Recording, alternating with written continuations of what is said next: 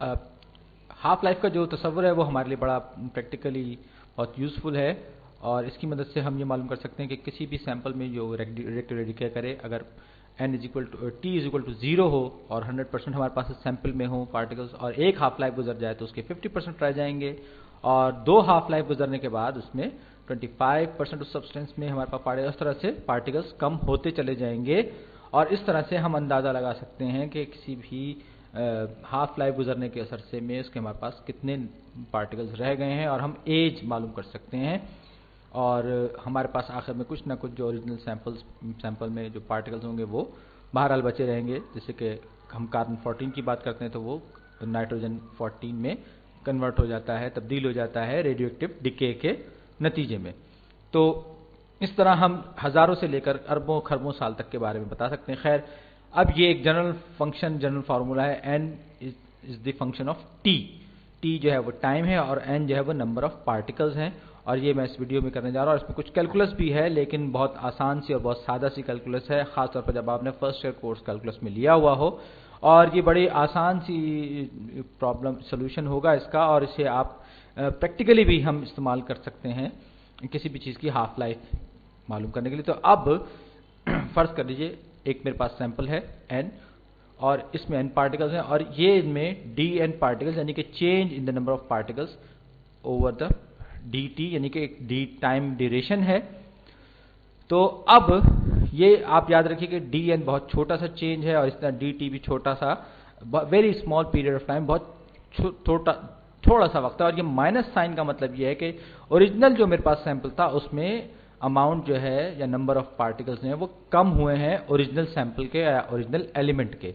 तो ये जो फंक्शन है वो डिपेंड करेगा टाइम पे, क्योंकि जैसे जैसे वक्त गुजरेगा वैसे वैसे हाफ लाइफ जो है उसकी बढ़ती जाएगी आगे, और पार्टिकल्स हैं वो कम होते जाएंगे। तो ये -n, और अब मैं इसकी कुछ वजाहत भी करूंगा। तो ये किसी न किसी प्रोपोर्शनल होगा नंबर ऑफ पार्टिकल्स जो हमें इनिशियली दिए गए, और ये कोई कांस्टेंट होगा जिसको हमने सपोज लैम्डा कह दिया।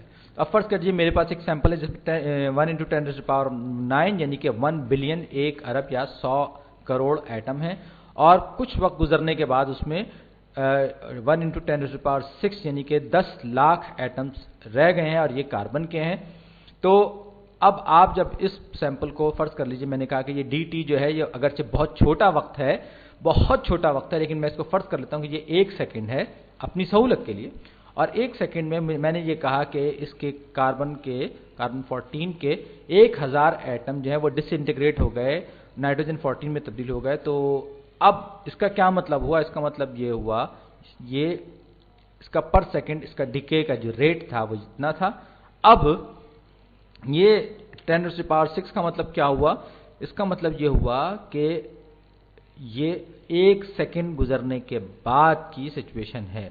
अगरचे ये रियल सिचुएशन नहीं है, लेकिन ये जो लैम्डा है ये कांस्टेंट है, और ये किसी भी सब्सटेंस पर डिपेंड करता है कि हम किस सब्सटेंस से डील कर रहे हैं। हम यूरेनियम की बात कर रहे हैं, हम रेडॉन की बात कर रहे हैं, हम कार्बन की बात कर रहे हैं, हम कौन से रेडियोएक्टिव एलिमेंट की बात कर रहे हैं, किसमें रेडियोएक्टिव डिके की हम बात कर रहे हैं। खैर, इस पर हम वीडियो में देख चुके हैं। तो ये लैम्डा जो है ये असल में हाफ लाइफ का कांस्टेंट है, और ये जो है पूरा का पूरा एक्सप्रेशन जो है वो डिपेंड करता है नंबर ऑफ पार्टिकल जिनसे कि हमने आगाज किया था, हमने इब्तिदा की थी। यानी कि एक हाफ लाइफ के बाद हमारे पास हाफ रह जाएंगे पार्टिकल्स। अगर हमने 100 से शुरू किया था तो हमारे पास 50 रह जाएंगे पहली हाफ लाइफ के बाद, दूसरी हाफ लाइफ के बाद हमारे पास 25 रह जाएंगे, 25।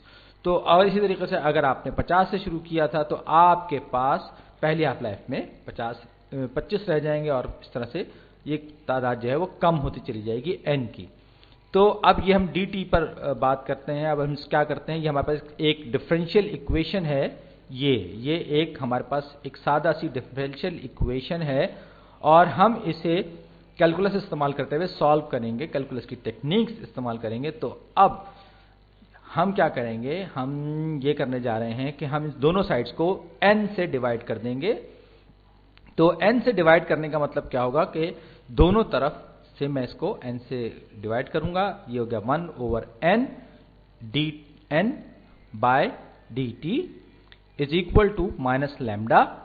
और क्योंकि जाहिर बात है हमने इसको दोनों साइड्स को n से डिवाइड किया है, अब हम इन दोनों साइड्स को dt से मल्टीप्लाई करेंगे। तो ये हो जाएगा 1/n into d n is equal to minus lambda into d T.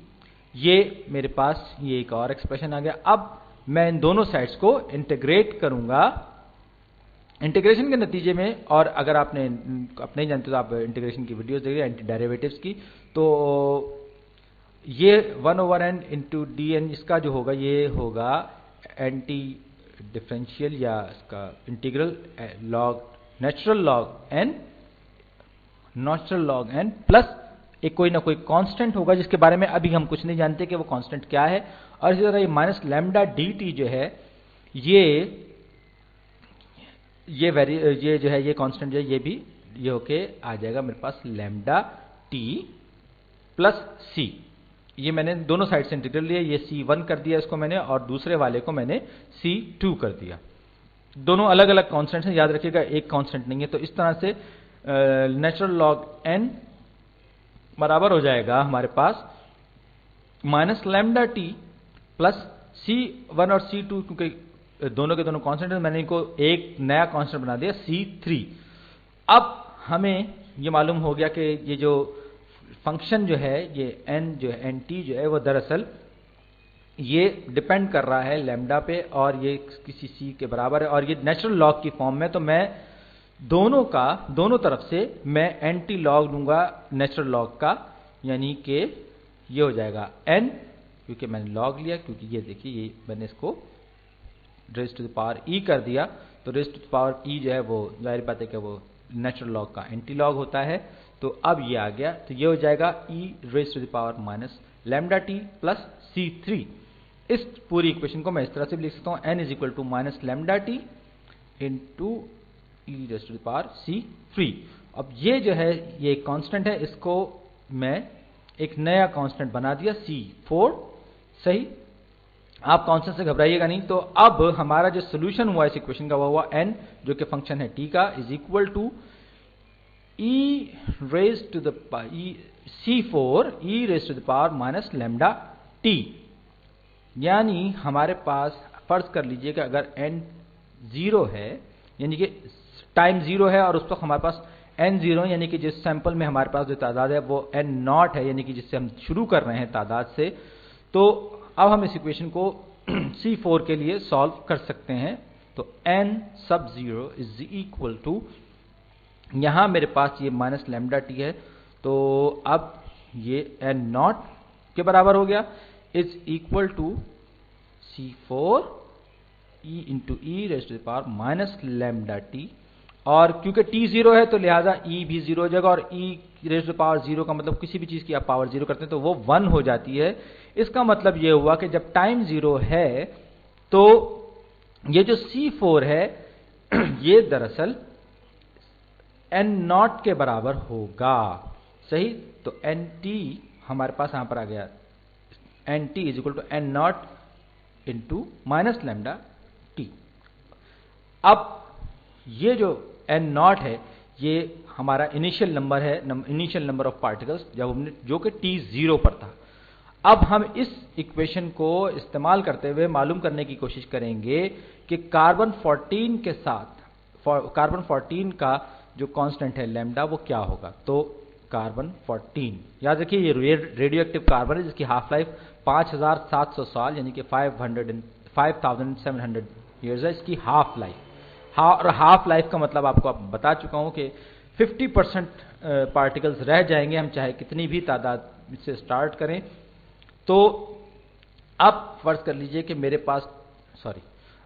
Pass n not जो है वो मेरे पास कुछ पार्टिकल्स हैं जो कि फर्ज कर लीजिए कि मैंने कहा कि 100 पार्टिकल्स हैं, और हाफ लाइफ 5700 ईयर्स। याद रखिए हम साल का पैमाना इस्तेमाल कर रहे हैं, पैमाने का दुरुस्त होना बहुत ज़रूरी है। आप जिस स्केल की बात करें तो यहाँ पर मेरे पास रह जाएंगे 50। ये सब बातें मुझे पता है कि इसकी हाफ लाइफ जो है 5700 साल है, तो लिहाजा 100 से अगर मैंने शुरू किया तो मेरे पास 50 रह जाएंगे। तो अब हम इसको लैम्डा के लिए सॉल्व करने जा रहे हैं। तो अब क्या होगा, अब जनाब अली ये nt का जो formula nt is equal to n naught into e raise to the power minus lambda, तो ये nt इस केस में मेरे पास होगा 100 into e raise to the power minus lambda t. और ये बिल्कुल सही सिनेरियो है। अगर मेरे पास 100 पार्टिकल्स और 5700 साल के बाद उनको देखूं तो उनमें यही सिचुएशन होगी और ये ऑब्जर्व्ड बात है। सही, तो n 5700 मेरे पास कितना होगा? मेरे पास होगा ये 50, क्योंकि आधे रह जाएंगे। सही, तो इसका मतलब क्या हुआ? इसका मतलब ये हुआ कि यहां मेरे पास ये क्या होगा? ये होगा 100 into e raise to the power minus lambda, और ये हो जाएगा 5700, क्योंकि t जो है वो मैंने 5700 लिया है। तो अब मैं इसको एक बार फिर आगे बढ़ा रहा हूं और मैं दोनों साइड्स को 100 से जब डिवाइड करूंगा तो इस तरफ लेफ्ट हैंड साइड पर मेरे पास रह जाएगा 1/2। 1 divided by 2 is equal to e raise to the power minus 5700 lambda. ये मैंने थोड़ी सी तरतीब चेंज की है, लेकिन इससे कोई फर्क नहीं पड़ा। अब मैं दोनों साइड का नेचुरल लॉग लूंगा। Natural log half is equal to इसको माइनस 5700 लैम्डा, और अब हम इसको लैम्डा के लिए सॉल्व कर रहे हैं तो natural log of half divided by minus 5700। अब मैं इस पूरे के पूरे अमाउंट को, पूरी चीज को कैलकुलेट कर लेता हूं। देखिए क्या आता है जवाब। 1.1/2.5 natural log divided by 5000 minus 5700 minus is equal to 1.216 into 10 raise to the power minus 4। 1.21 into 10 raise to the power minus 4, ये है मेरा लैम्डा कार्बन 14 के लिए जो मैंने मालूम किया है सिर्फ 100 पार्टिकल्स की बेस पर, लेकिन ये किसी भी नंबर ऑफ पार्टिकल्स के लिए ये सेम होगा। तो एन टी इसके लिए ये होगा n naught into n e raise to the power minus 1.21 into 10 raise to power minus 4 into t, किसी भी उसके लिए, किसी भी सैंपल के लिए। तो उम्मीद है कि अब आप ये समझ गए होंगे कि ये जो इक्वेशन है हमारे लिए सॉल्व करना कितना आसान है। ये कोई बहुत मुश्किल इक्वेशन नहीं है। ये आप इसकी मदद से 100 साल, 1000 साल के बारे में भी मालूम कर